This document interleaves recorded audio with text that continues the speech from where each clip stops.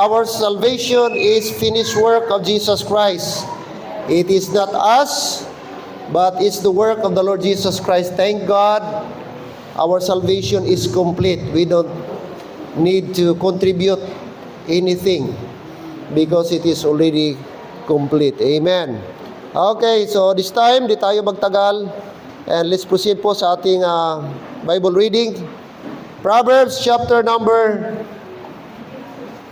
12 verse 22. Proverbs 12:22.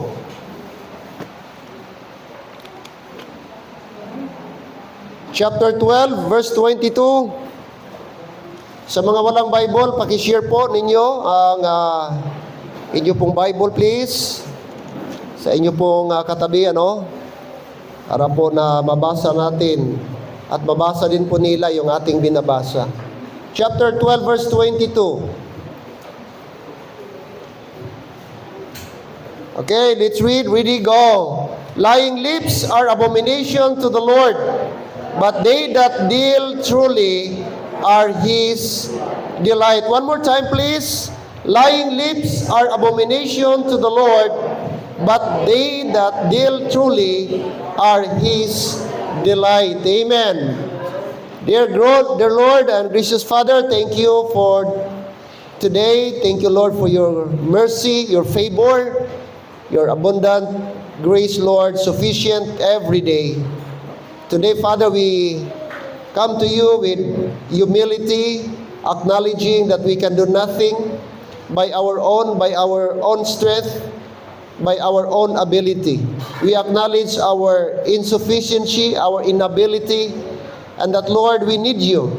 We need your Holy Spirit. We need your guidance and leading this morning.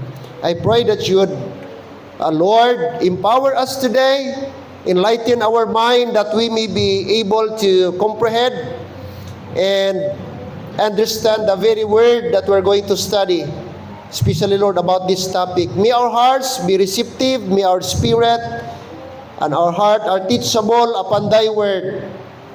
Help us, Lord, not to get offended, whatever rebuke, reminders, and instruction that would be, Lord, uttered, that would be mentioned this morning during the preaching. And I pray, Lord, that the Holy Spirit will work in our midst today. Put words in my mouth. Father God, that it's not my idea, my own words, rather the very word of God, the truth that should be delivered on this pulpit. Be with us, Father. We thank you for your Son, Jesus Christ, who finished, Lord, the work of our salvation. Thank you for His sufficient, final, and finished work on the cross of Calvary. Nothing, Lord, that we should add. It is already complete. All we need to do is to trust, believe the work of Christ on the cross.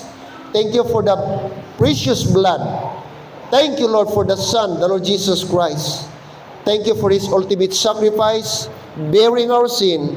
It is supposed to be, Lord, kami dapat ang mag-suffer as the penalty of our sin, as the consequence of our sin. But thank God that He died for us. Thank you, Lord, for that substitutionary death on Calvary. It's my prayer, Lord, that you would be with us today and may your word would minister upon our hearts. This I pray in Jesus' name. Amen and amen. Thank you. Please be seated. Parang may problema ating mic, nagaputol-putol. By the way, church, please pray pala sa aking sister-in-law, Sister Nati, younger sister of Ma'am Vic, and of course, Ma'am Vic, my wife. Kasi last Friday, we have been informed that her brother-in-law, ang aking biras, ay namatay po. And it's very sad kasi namatay po siya na nakita sa loob ng sasakyan. At ang masakit kasi na-expose siya sa araw, possibly namatay siya sa gabi, na-discover po siya mga around almost 12. So facing po siya sa araw, loob ng sasakyan, mainit yung windshield, nagkaroon ng blister ang kanyang harap dito, parang nasunog. Ang mga panit niya parang alos natanggal na.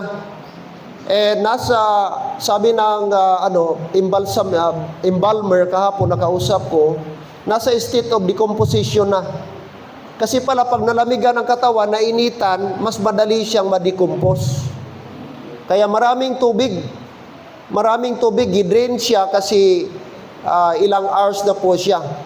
Huwibis po ng hapon, mga around 4:30, pumunta sa Pulumulok, doon sa ihado niya sa kasal, tapos may transaction siya doon, tapos kumain ng balbakwa. Iyon ang hinala. Tapos siyempre, ang partner ng balbakwa, soft drinks na malamig. Mga around past 6 ng gabi, pumasok sa sakyan, pinaandar, tapos natulog, nakagising daw kunti, tapos pinatay yung aircon, binuksan yung bintana, natulog. Sabi niya, gisingin niyo ako mga around alas 10 ng gabi. Nung pinuntahan doon, tulog, so di na lang ginalaw ng di gidisturbo ng mga kasama niya. Hanggang umaga, hindi na rin nila nabalikan, so yung na-discover nila, almost 12 noon, mga siguro 11 past 11, ganun po, matigas na. At sunog na yung katawan niya dahil sa araw, sikat ng araw. Ayun po mga kapatid. Wala na gidala sa hospital sa Pulumulok, but dead on arrival na. According sa embalmer, sir, ito siya, gabi pa lang patay na ito. Kasi ang lagom, alam namin ang lagom yung bagong patay pa. Pero ito matagal na, gabi pa lang ito namatay, na-discover almost udto na. Kaya nasa state of decomposition na overnight siya, open yung window ng sasakyan, tapos nainita na naman, kaya maraming tubig ang katawan. Kaya kayo mahilig sa balbakwa, please lang. Kung ayaw nyo magamit yung eternal life ninyo. Pero kung gusto nyo, excited na kayo ng eternal life ninyo, i-claim, so be it. So, ang point ko lang, medyo malungkot kasi dalawa lang kami. Dalawa lang sila magkapatid, isa lang ang biras ko. Ngayon, ako na lang nag-iisa. Mga kapatid, so doon kami kahapon, sabi ng bayaw ko, alas 10 daw, ihatid na. Kasi ang bangkay nasa Pulumulok pa na purinarya. Kasi kaso. Mag alas 3 na lang, sobra alas 3, 3:45, saka pa dumating. Saka pa dumating ba ang bangkay, kaya ang tagal naming nagantay. Nagantay doon. Nasa St. Peter po siya, Pupong, harap po ng Isuso. So ang libing po ay sa Wednesday. Plano namin, mga alas 7, alas 8 kasi mainit na masyado. Doon lang sa Jinsan Forest Lake, mga kapatid, sa Forest Lake. At i-pray ninyo, no? Kasi napakamahal doon. Maglampas ka ng isang araw, sa 4 days na binigay ng St. Peter, 25,000 ang kanilang bayad doon sa area. Napakamahal. So 4 days na lang, God willing, ngayong araw or bukas, magdating ang kanyang mga relatives kasi siya, Negros Oriental, unahan ng Dumaguete. So please pray. Tapos ang kanyang anak, nasa London yung isa.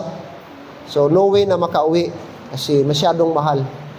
So please pray kay Ma'am V, comfort, at saka yung kapatid niya, younger sister ni Ma'am Vic po, mga kapatid. Alright, let's proceed po, no? Hoping na matapos tayo earlier. Look at verse 22, lying lips are abomination to the Lord. Here's the contrast. But they that deal truly are His delight. Are His delight. So there are a few things na dapat nating i-consider, mga kapatid. God hates lying lips. Amen? Lying lips are abomination to the Lord. Karumaldumal. Okay? Karumaldumal po ang labi na nagsisinungaling. Ayaw ng Diyos na tayo po ay mga kapatid, mga tao na nagsisinungaling. Kaya ang ating mensahe ngayong umaga, walking in truth. Walking in truth. Tayo'y lumakad sa katotohanan. Beloved, we live in a world where dishonesty is often excused, hidden, or even celebrated. Okay, ang mundo ngayon, ginapatronize na ang pagsisinungaling. Acceptable na ang pagsisinungaling. Kalakaran na ang pagsisinungaling. At makikita po natin, Tinawag pa ito sila mga honorable. Pero tingnan nyo, Brad, ang kanilang buhay, kabaliktaran sa kanilang titulo na honorable. Actually, hindi kagalang-galang. Honorable means kagalang-galang. Pero nakakalungkot, ang kanilang gawa ay nakakairita, nakakagalit, mga kapatid. Yet God has never changed His mind about truth. Kahit pa acceptable ang dishonesty, kahit pagsisinungaling, mga kapatid, ay kalakaran na, buhay na, sistema na. Pero sabihin ko sa inyo, ang Diyos ay hindi nagbabago. Kung ano ang ipinagbawal sa Diyos, anong mga bagay na kahindik-hindik, mga bagay na ayaw ng Diyos, mga bagay na hindi kalugod-lugod sa Diyos, ito may katanggap-tanggap ng tao, sosyudad, mga kapatid, pulang Panginoon na hindi po. Hindi po nagbabago ang isip ng Diyos about katotohanan. From Genesis to Revelation, hindi nagbabago ang Diyos. From Genesis to Revelation, tinawag ng Diyos ang kanyang mga tao na mamuhay ng honest, mamuhay na may integridad, at mamuhay sa katotohanan. Amen? So, ngayong umaga, pag-aralan natin, kapatid, honestly is not just a behavior, but it should be a reflection of character sa ating buhay. No? So, few things, okay, this morning, na dapat nating tandaan, walking in truth. First of all, God is a God of truth. That's the very foundation. Tandaan po natin, God is a God of truth. Sabi po ng Bible, mga kapatid, Numbers 23:19, I think, sabi niya doon, God is not a man that He should lie. God is not a man that He should lie. Ang Diyos ay hindi katulad ng tao na siya nagsisinungaling. So, karakter ng Diyos, mga kapatid, na hindi po siya sinungaling. Ka-opposite po siya kay Satan. Sabi ng Bible, he is a liar. From the very beginning, John 8:44, he is the father of lies. Pero ang Diyos natin is a God of truth. It's a God of truth. John 14 verse 6, anong sabi ng Bible? For God, Jesus said unto him, I am the way. What's the next? The truth and the life. Not just God is the life, not just Christ is the way, but He claims also that He is the truth. Meaning, you cannot separate God and truth. When we speak about God, that speaks about His character. When we speak about truth, that speaks about His character. So God is truth. Meaning to say, if you claim that Christ is in you, then you should walk in truth.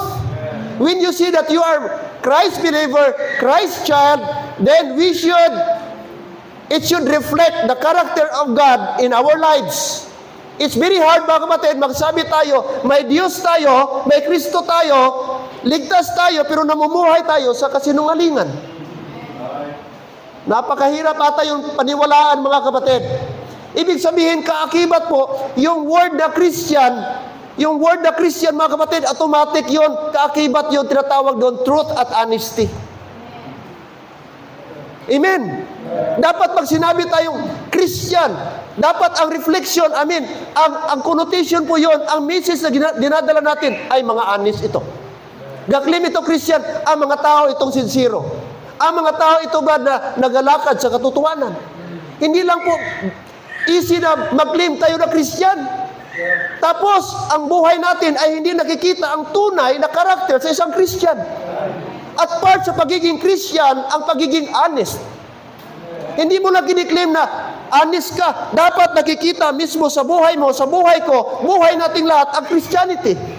Ang honesty, integrity, and truth, mga kapatid. Hello? So first of all, God is the God of truth. So kung meron kang Diyos sa buhay mo na kinikilala, then may takot kang magsinungaling.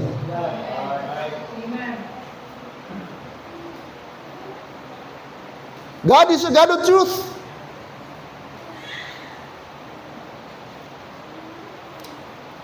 To walk with God is to walk in truth. When we choose honesty, we are aligning our lives with the very nature of God. We aligning our lives with the very nature of God. Pag sinabi nating walking with God, that means walking in truth. You cannot walk with God without truth. You cannot walk in truth without God. That is inseparable. When you say walking in God, that means walking in truth. Walking in truth. Number two, not only God is a God of truth, but also dishonesty separates us from God. That's consequences, mga kapatid. Scripture is very clear about the seriousness of lying. Proverbs chapter 6, verse 16, please. Okay? Atras tayo konti sa ating binasa. Look at chapter 6. Book of Proverbs 16. Look at verse 16. Proverbs 6:16. These 6 things doth the Lord hate. Galit ang Diyos. Napupuot ang Diyos. These 6 things doth the Lord hate. Yea, 7 are abomination unto Him. What is that? Verse 17. A proud look. Next, a lying tongue. God hates a proud person. Amen? A proud look. But not only God hates a proud person, but the second thing is a lying tongue. Kaya akala mo, Pastor, okay lang yun, kay kunti lang na sinungaling. No, walang okay sa Panginoon. As long it is sinungaling, that is sinungaling. Pagsisinungaling. Okay? Galit ang Diyos.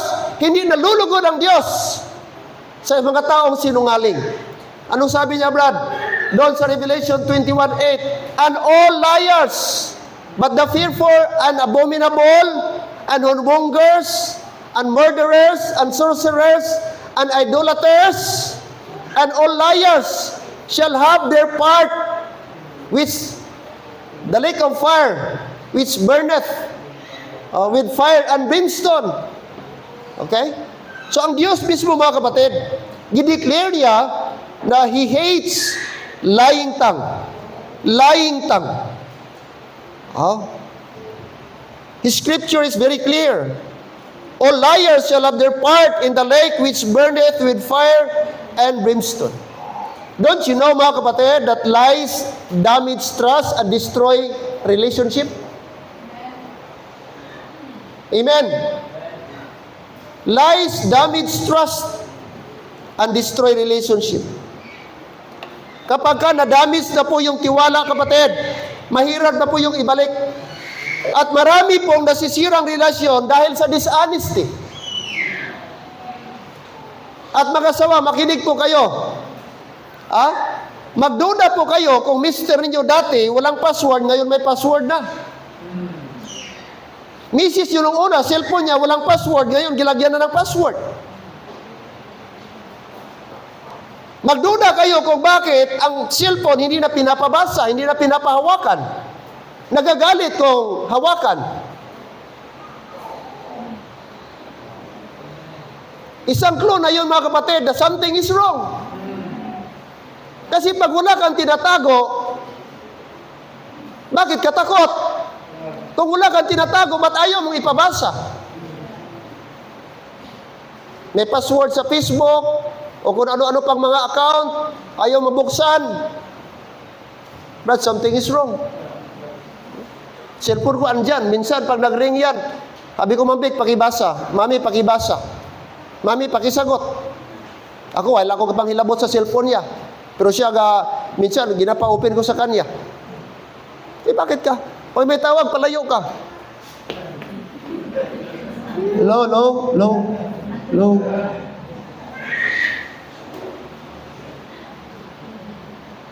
Amen? Mga kapatid, mag-ingat tayo. Kasi Satan nag-work. At gagamitin niya minsan, dishonesty. Saan na biktima si Adam at Eve? Sa sinungaling, pagsisinungaling ni Satan. Matulad kayo, sabi niya, kaya hindi kayo pinapakain, may tinatago ang Diyos something, kasi pag nalaman niyo ito at makain niyo, maging katulad kayo sa Kanya. Yun ang sinungaling ni Satan. At naniwala si Eva, na curious siya, ay ganun ba? Maging katulad kami ng Diyos? Wow! Pero tingnan niyo, anong nangyari kay Adan at Eva? Kaya naniwala sila sa sinungaling, kasinungalingan ng dyablo. Sa halip na makinig sila sa sabi ng Diyos, wag na wag niyo itong kakainin. Sapagkat sa oras na kainin niyo ito, mamamatay kayo. Sana yun yung pinakinggan nila. Pero doon sila naniwala sa suwestyon, sinabi ni Satanas. At tayo, resulta tayo. Mga kapatid, ngayon, sa kasalanan ni Adan at Eva, naniniwala sila ba sa kasinungalingan, lies of Satan. At hindi na mabago si Satanas. Siya pa rin ngayon ang father of lies. Siya ang pinuno, siya ang original ng pagsisinungaling. Kaya kung may kasinungalingan ngayon, natural lang yan. Pero tayo po'y binago na ng Diyos. May Holy Spirit na tayo na mag-convict sa atin na yan ay masama, yan ay hindi maganda, at hindi kalulugod sa Diyos. God hates a lying tongue, mga kapatid. Ilang pamilya nasira dahil sa pagsisinungaling. Ilang mag-asawa nasira dahil sa pagsisinungaling. Mag-ina, magkaparinti, magkapatid, magpinsan dahil sa pagsisinungaling. Walang relasyon na maging matibay kung walang honesty. Yes or no? At mga kapatid, once na ikaw ay nagsisinungaling, mahirap mo nang ibalik ang dati. Siguro 90% na lang. Hindi mo masabi, mga kapatid, na 100%. Ganun po ang reality. Kaya, di bali na po, mahirap tayo. Di bali, di tayo sikat, di tayo mayaman, di tayo mapera. As long, mga kapatid, tayo po'y namuhay sa katotohanan. Bahala, pobrita, Brad. Pero garispito ka, ginarispito ka. Kahit gatsinilas ka lang. Kahit siguro, mga kapatid, ginabas ka, ginakutya ka, dahil ganyan ka lang. Pero Brad, saludo ako sa mga tao na may integridad. Anuhin mayang dikutsi ka, magandang bahay mo. Pero Brad, namuhay ka, umangat ka dahil sa pagsisinungaling. Tingnan nyo, ilan na lang matinong politiko ngayon? Ako, bilib na bilib ako. Sorry sa mga makamigil. Pero dismayado ako sa dati nating mayor. Halos, mangilan-ngilan na lang. Bakit may mga hearing ngayon sa Senado? Imagine mo, siguro maano natin, Brad, may project na hindi natapos, at least mayroong naumpisahan. Pero sabihin mo, ghost project? Paano mo doktor? Grabe yung pagdoktor. Nga dapat yan, before ka mag-release sa contractor, mayroong tinatawag accomplishment report. Either 50%, 60%, bago mo siya bigyan ng initial. Kung halimbawa, 200 million ang kanyang kontrata. Okay, bago siya magsukot sa akin sa DPWH, kung ako ang agency, dapat meron siya 40% accomplishment. Bigyan ko siya ng partial. Para makaklaim siya, may makita mo ng project. Ito, ghost project, wala talaga. Ibig sabihin, walang nag-audit, walang nag-inspect, gigawan lang, gidoktor lang sa papel. Grabe nga pagsinungaling yan. Harap-harapan niya na pagsinungaling. How come nakalusot? Di ba, dapat mayroong inspection site? Anong ginawa ng mga inspector? Mga personnel na bago ka mag-issue ng chike, dapat i-inspect ka, puntahan mong project, kung nag-exist bang project, meron bang project? So makita mong konsabahan, kontraktor at DP. Politiko, congressman, gobernador, mayor man siguro dyan. Siya ano wala gid naka-report? Barangay walang nag-report? Imposible walang alam ang barangay. Imposible walang alam ang munisipyo. Hello, nakuha nyo? Ang point ko na mga kapatid, gina-emphasize ko lang ang kasinungalingan dito. Na masyado ng talamak, masyado ng systemic, mga kapatid, o naging sistema na. Acceptable na, tanggap na. Pero sa atin ng mga Christian, mga kapatid, never, ni kailanman ay hindi maging katanggap-tanggap ang pagsisinungaling. Kaya, minsan mga kapatid, but don't you know, di natin alam, Brad, na ang ghost project nagsisimula sa bahay.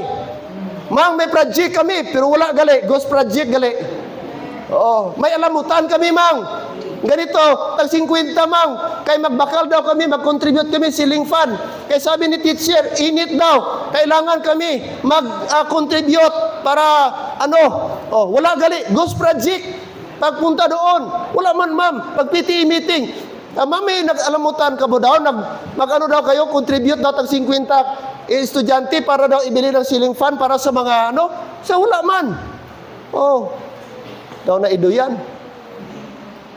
Ma'am, mag-contribute kami daw, sabi ni teacher, tag 150, kaya magbili daw kami ng TV, kaya ang uso daw kayo, smart TV na. Para daw mas dali na lang daw, makita daw namin. ang lesson namin, pwede namin, i-ano na lang, picturean na lang. So, sabi ni teacher, tag 150 daw. O pag meeting, PTE meeting, YTV nakita. Ghost project. Yan people, mag-iingat kayo. Amen? Sana magkaroon tayo ng takot pag nagsisinungaling tayo.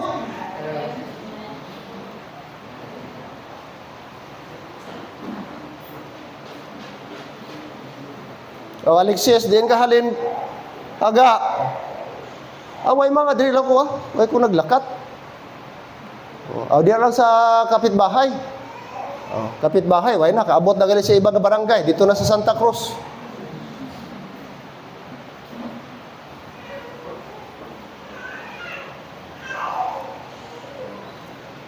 It damage trust.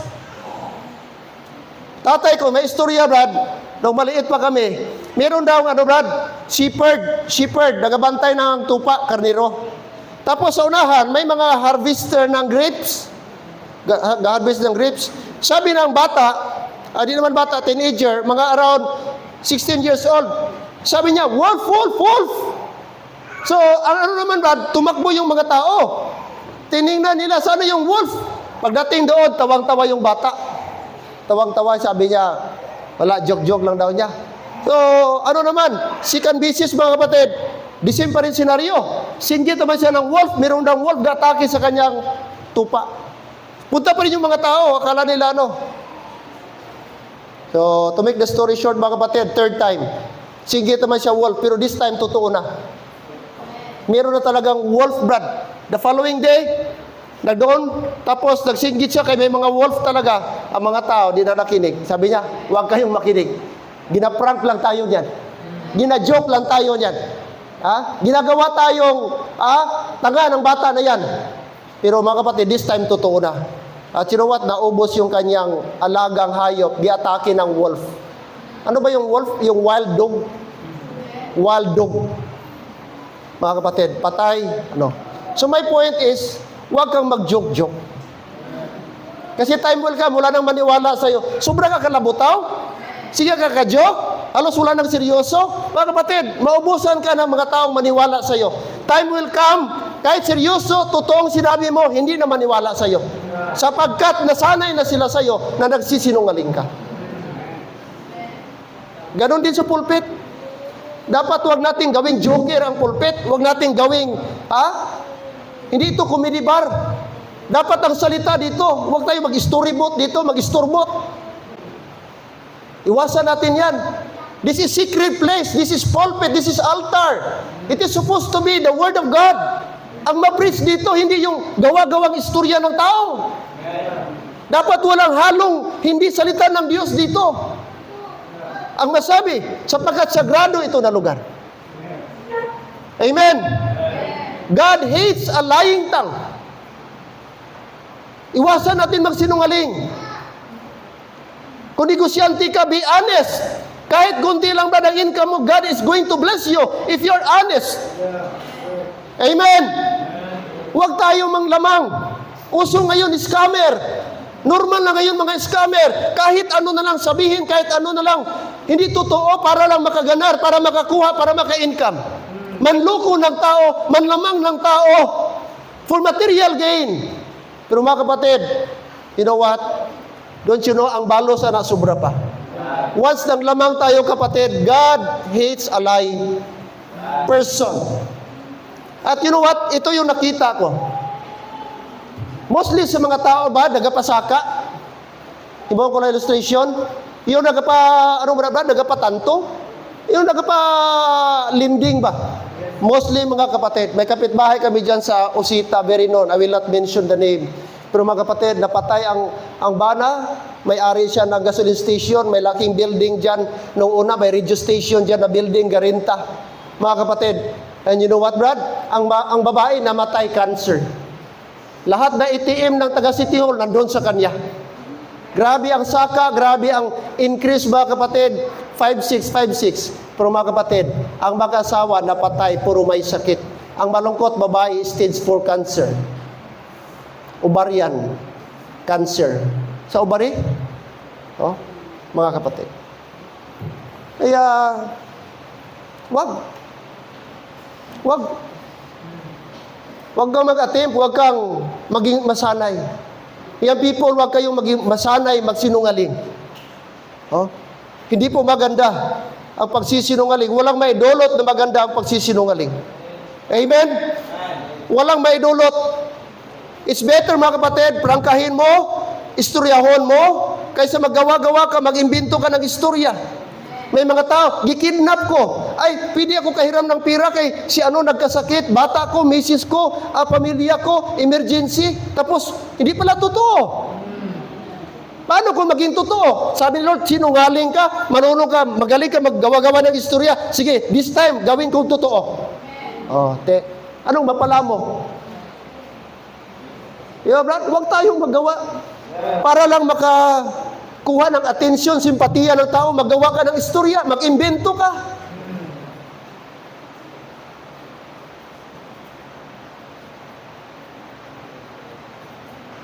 Okay din talong mo? Why na spray? Oh, wala na spray. Why ko ga-spray? Why ga-spray? Kahapon mo lang na i-harvest, kahapon ka lang nag-spray.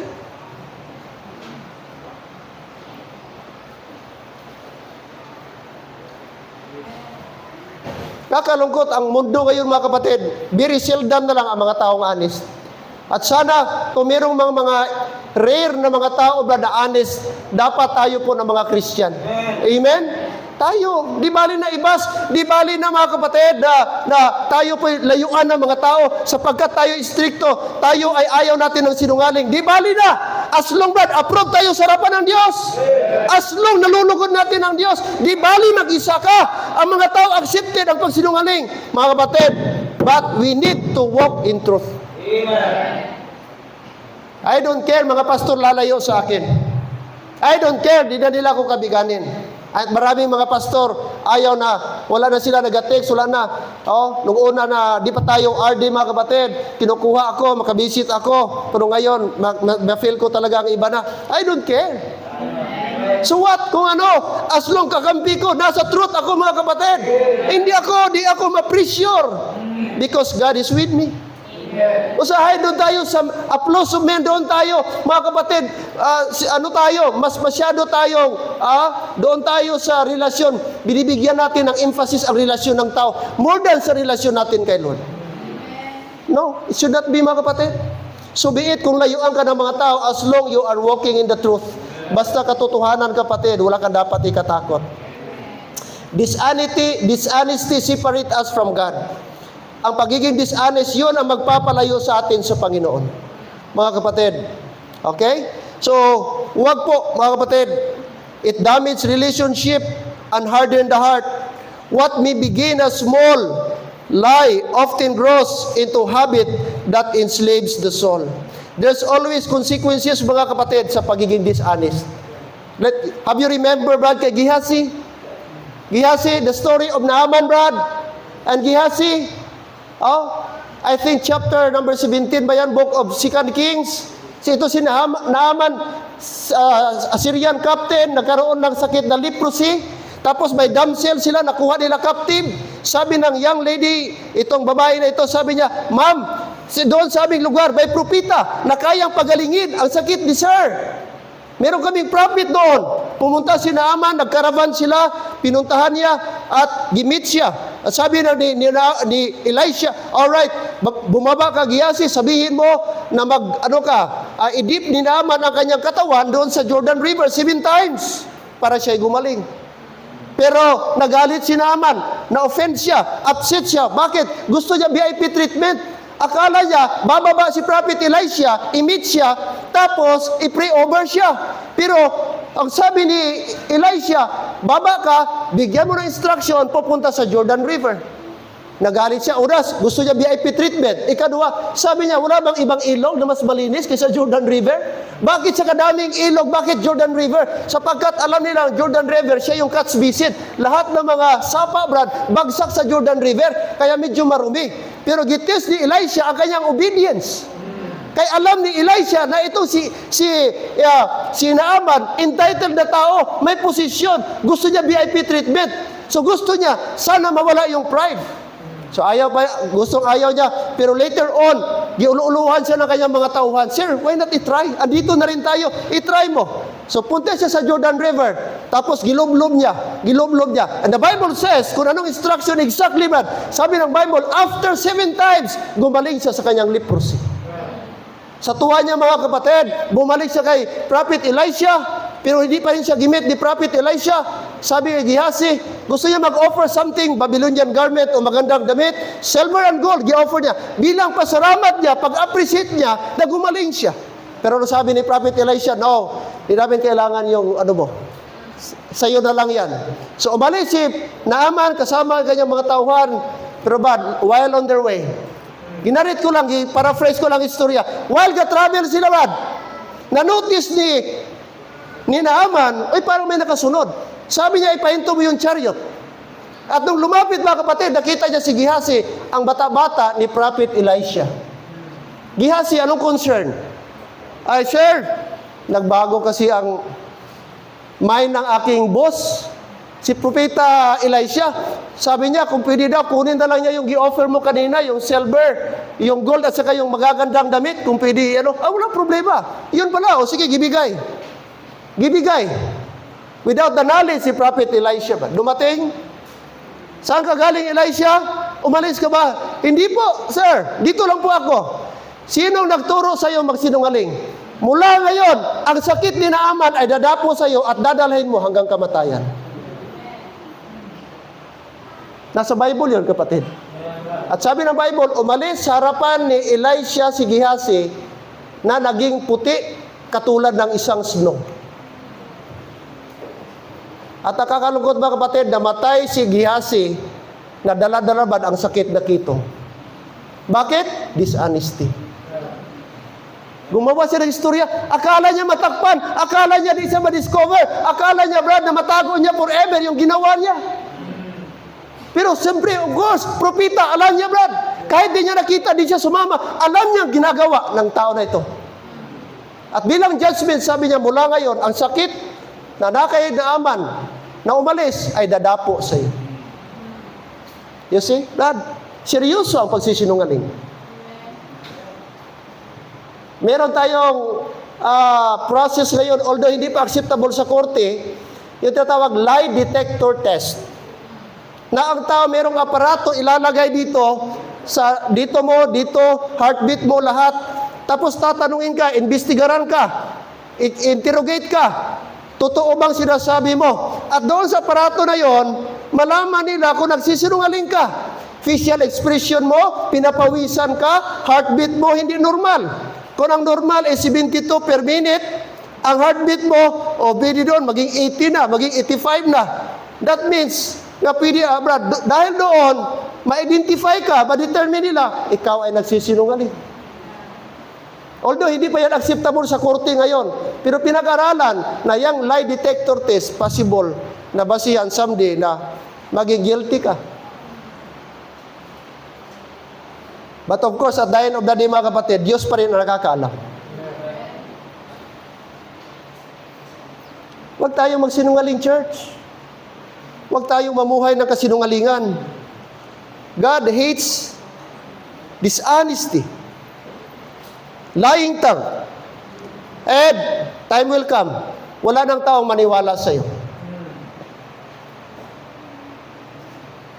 Parents mo hindi maniwala, kapatid mo hindi maniwala, mga pinsan mo hindi maniwala sa iyo, churchmate mo hindi na maniwala. You know what? Ang pinakamalungkot na punto sa buhay ng tao, yung wala nang maniwala sa iyo. Kapag ka dumating yung point na wala nang maniwala sa iyo, walang saysay ang buhay mo sa mundo. Gaano ka man kayaman, pero kung wala nang tiwala ang tao sa iyo, wala ka ng kwenta. You know what? Pinaka-importante ang respeto at tiwala. Yun yung pinakamaganda. At ang tiwala, pinagtratrabahuan po yan. Hindi mo pwedeng i-demand, magtiwala ka bala, no? Salig ka lang bala, pati ka lang bala. Paano ka magsabi, pati ka lang, kung mismo kinabuhi mo, hindi man mapatihan. Hindi mo pwedeng idikta ang tao, saligan ka, tuhuan ka, kung mismo ikaw, why na kinabuhi sa katotohanan?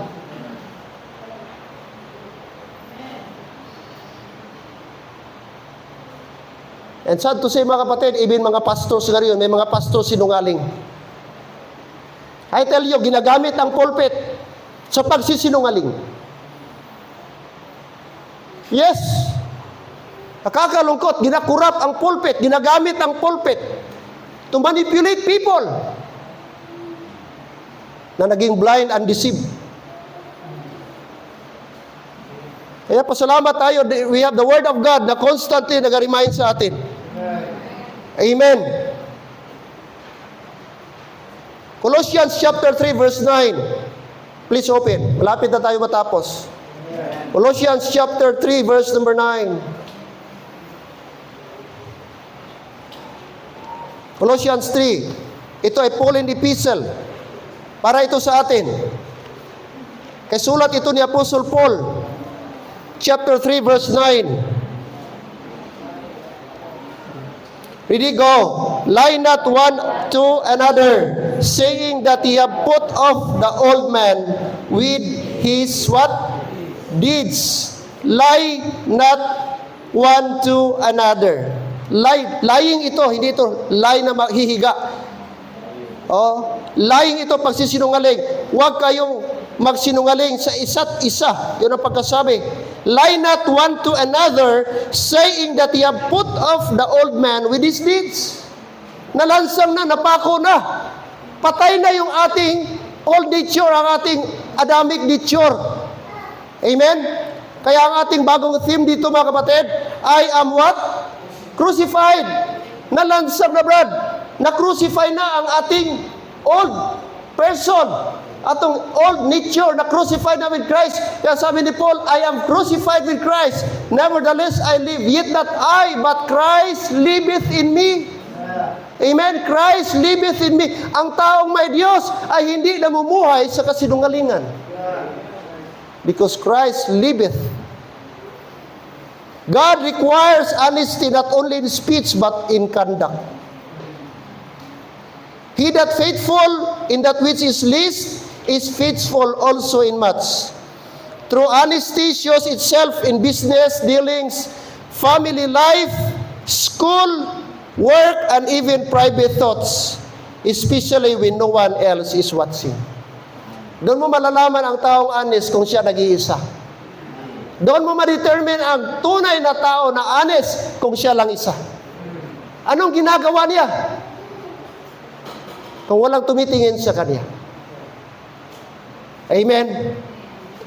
Mga kapatid, let us be honest in word and in deed. Number 4 and last, honesty brings God's blessing. Amen? Honesty brings God's blessing. Yes, mga kapatid, kaakibat po doon ang blessing ng Panginoon sa mga taong matitino, sa mga taong totoo, sa mga taong, mga kapatid, na transparent. Okay? Kaya tapat tayo. Mga kapatid, although mahirap mamuhay ng honest, sa mundo ngayon, napakahirap sa trabaho ngayon, malingin ka sa mga kasama mo, mga ligoy, mga kung ano-anong ginagawa, halos illegal. Ako halos, mga kapatid, every week ako sa kapulisan. Maraming mga pulis, pastor, kung meron lang akong ibang trabaho, ayoko na. Kasi dito, grabe dito ang pressure. Wala, di mo man gusto, alam mong harap-harapan, pero wala ka magawa, superior. At once nga maglabag ka sa superior mo, ikaw ang kasuhan, insubordination. Kaya pikit mata na lang, pastor, may mga illegal talaga. Hindi mo masiparit sa trabaho, pastor. Even Brother Jeffrey, ating membro dito, mga kapatid. Yung tinatawag tanim-tanim, totoo yan para hindi mo makuha ang target, pastor, kung di mo taniman. Ganun sabi niya. Kung di mo plantingan yan ng ebidensya, di mo makuha. Paano siya magpapakita sa iyo kung di mo lagyan? Kaya pastor, kahit alam namin hindi dapat, wala sa protocol, illegal, pero yun ang paraan. Kasi yun ang dikta sa taas. Imagine mo, brad. Law enforcer yan, na supposed to be protector natin ng mga citizen. Pero dahil sa sistema, mga kapatid. Kasi gusto din ng superior ma-promote. Kaya dami gusto niya may accomplishment always.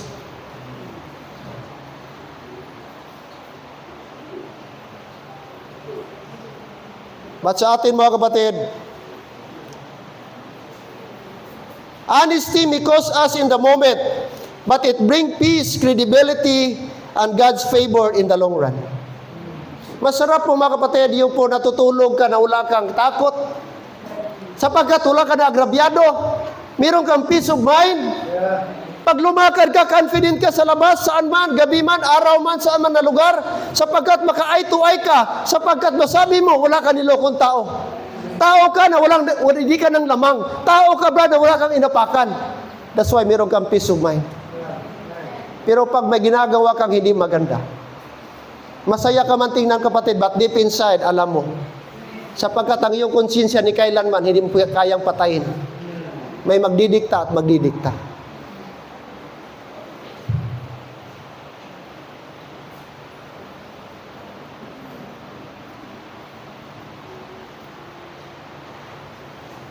Amen.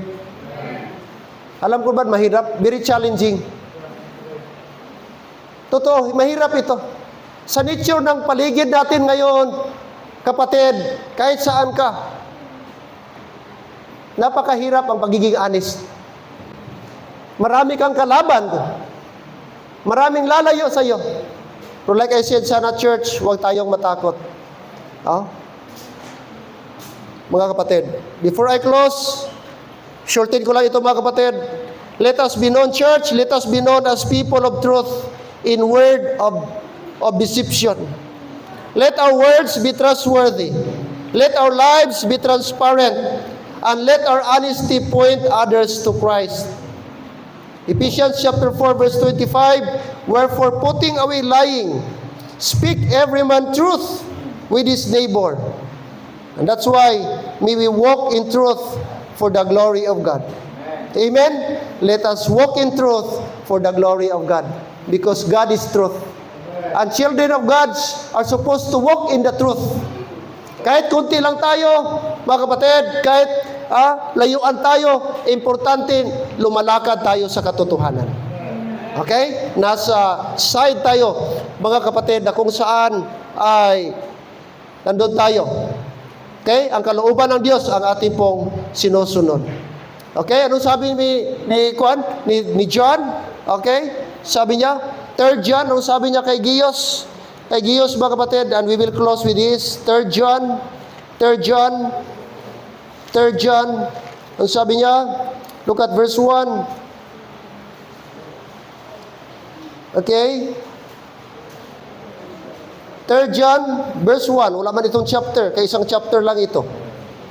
Ang sabi niya, verse 1, the elder unto the elect lady and her children whom I love in the truth, and not I only, but also all they that have known the truth.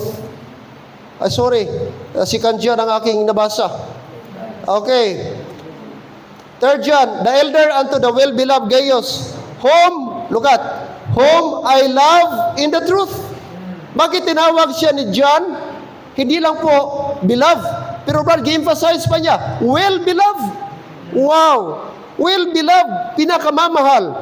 Si Gaius, tinawag ni John, well-beloved. Bakit po? Sabi niya, whom I love in the truth. Hindi po ito mayaman si Gaius, hindi po siya kilala, hindi po siya prominenteng tao, pero mga kapatid, tinawag siyang, minahal po siya ni John. I love in the truth. Whom I love in the truth. Why? Look at verse 3. For I rejoiced greatly when the brethren came and testified.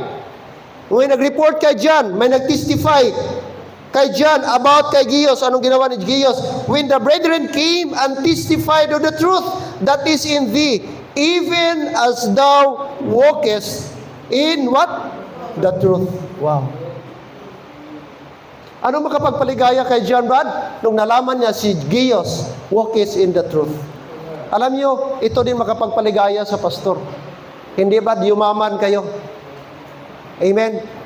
Hindi. Kung bawat Kristiyano ay lumalakad sa katotohanan. So sana tayo po, mga kapatid, lumakad tayo sa katotohanan. Kung meron mang pinaka-honest na mga tao, kung meron man sanang i-award ng mga honest na tao, dapat tayo ng mga Christian. Hindi unbeliever. Tama? Pag nakakita ka ng wallet, dapat iuli. Pag open, wow. May naga-yellow-yellow. May naga-blue-blue.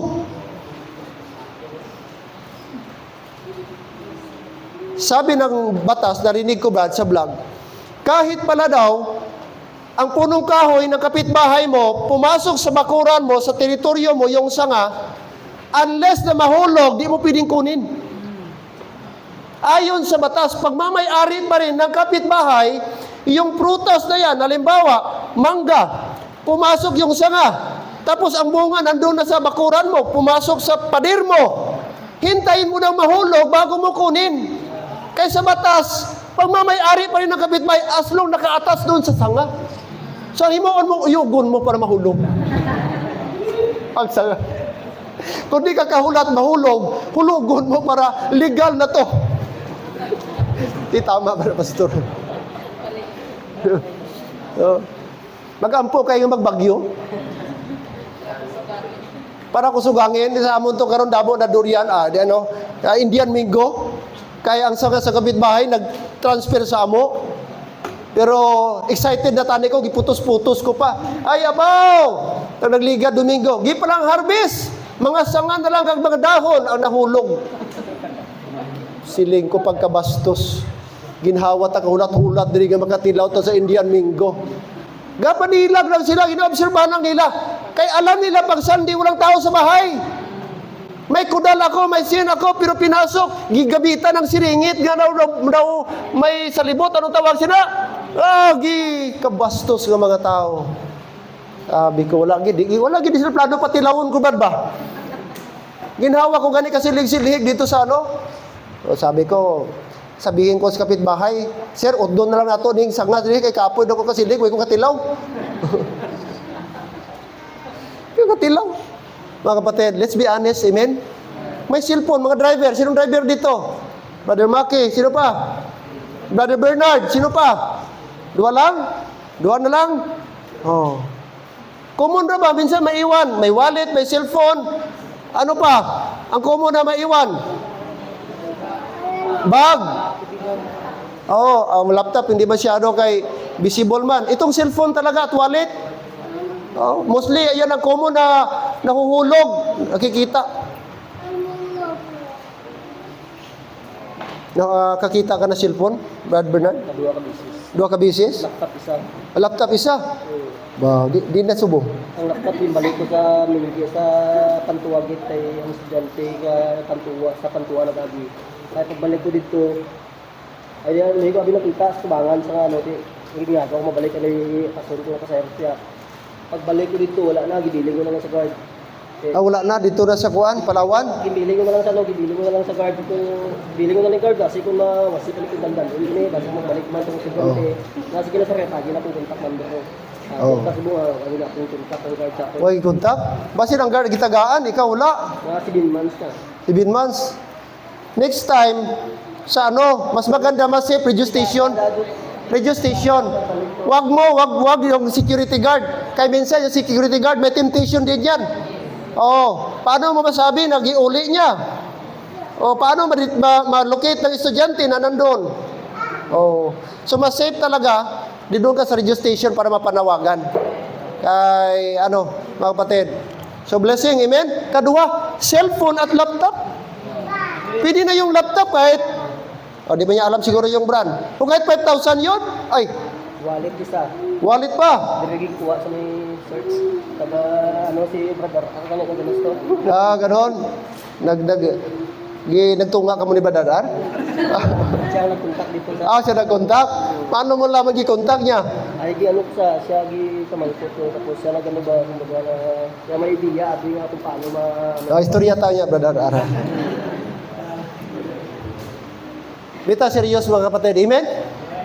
Anis tayo. Huwag mong ipagpalit ang pangalan mo kapatid sa material lang at temporaring bagay. Pero yung impression na malaman ka, grabing pagpasalamat, ay sir, salamat. Kay base kung iba pa sir, ambot lang, hindi na din mabalik. Di ba yung trust ng tao na ginamit ka ni Lord, honest ka, grabe yun mga kapatid. Forever niya yung baunin at ma-appreciate niya yung ginawa mo, simpleng bagay. Kaya sa atin, huwag tayong magpadala.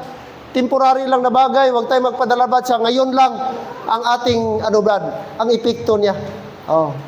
Alam niyo po, ang magandang pangalan, Brad, kahit patay na tayo na magulang, Pero pag honest ka na ginikanan, tatay, nanay, pwede makabenepisyo mo anak. Ay, bata ka gali ni ano? Ay, kilala ko to. Maayo to. Buo to mga tao. Imo ginikanan. Oh. Makapulos ka pa. Pero kung tonto ka, Brad, ay, bata ka gali ni Marbibi to. Ay, magtog to tatay mo. Ay, kakabalo to. Anak ka gali niya. Ay, nako. So, dalawa lang yan. Either bad, good, or bad. Ang ating maibilin sa ating mga anak. Kaya sana piliin natin maging matino, maging honest, mga kapatid. Pinagpala at pagpapalain ng Diyos ang mga taong honest. Amen? So I hope and pray na tayo po ay maging honest. I said, mahirap, very challenging, Brad, pero walang imposible. Mga young people, huwag kayong magsinungaling sa magulang nyo. Okay? Huwag kayong magsinungaling sa mga guardian ninyo. Sapagkat ang taong sinungaling may mapapala. Pero hindi blessing, kundi mga kapatid, judgment ng Panginoon. Kaya let's pray na by the grace of God, gawin tayo ni Lord ng mga honest people. Shall we all stand? Let's pray, Father in heaven. Salamat, Lord, ngayong umaga. Salamat sa reminders na nag-rebuke sa amin na kami ay mamuhay, Panginoon, ng matapat. Tulungan niyo kami ng mga mag-asawa. Honest kami sa aming mga misis. Kami na mga bana. Wala kaming itago-tago. Ang mga asawang babae, gayon din sa kanilang mga partner. Panginoon, kaya pwede kaming makatago ngayon, pero walang forever, Lord, na sikreto na hindi mabulgar. Ito ay lalabas at malalaman lang din. Kaya, Lord, masarap, matulog, mamuhay na may peace of mind. Kaya, Panginoon, piliin namin magiging honest. Para, Lord, secret man, private man, o public ang aming buhay, Panginoon, nakikita ng mga tao na kami, Panginoon, ay mga tao na may takot sa Diyos. Kaya Lord, tulungan niyo aming mga church members, young people, nanay, tatay, kami lahat, na sana Lord ay maging honest kami sa isa't isa, honest kami sa magulang, sa kapatid, sa mga teachers, sa kanilang mga exam.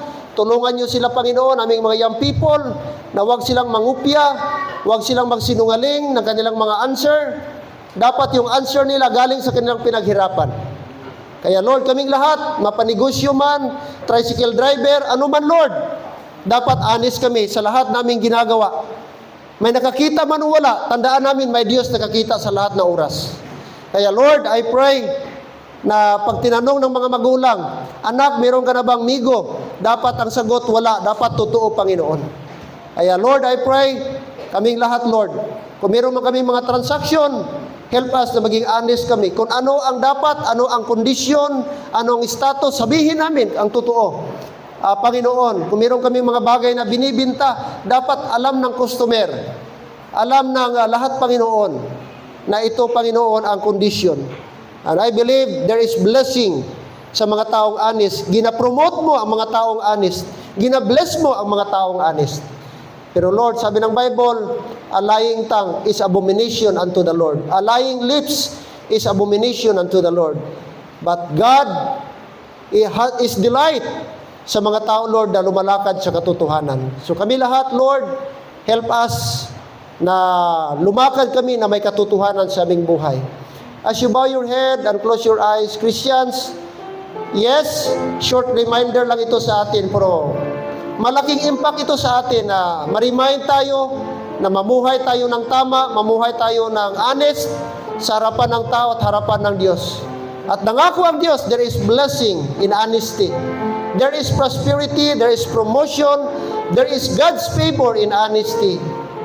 Ngayong umaga, can you come to the altar and can we pray together? Lord, help me na maging honest ako. It doesn't mean guilty tayo kung nagpunta tayo sa altar. Gusto natin, ang ating pagpunta sa altar, nangangahulugan, gusto natin ng tulong sa Diyos.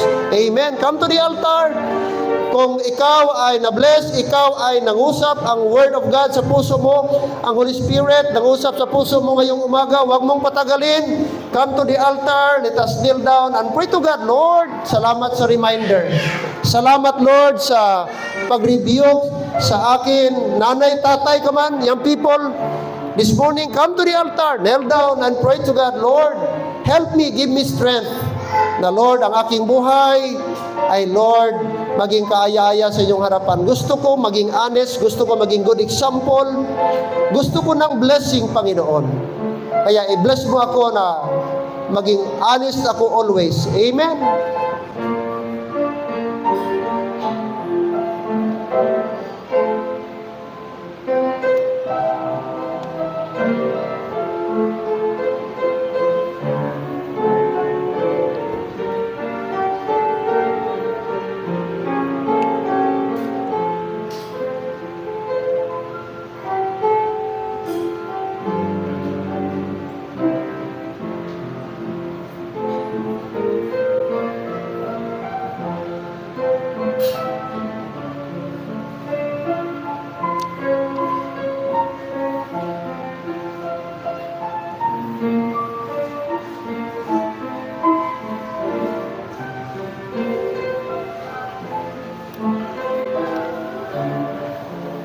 Ama namin Diyos, Panginoon, muli po maraming salamat sa inyo pong mensahe, pinaabot, pinarinig sa aming lahat patungkol po, Lord, walking in the truth.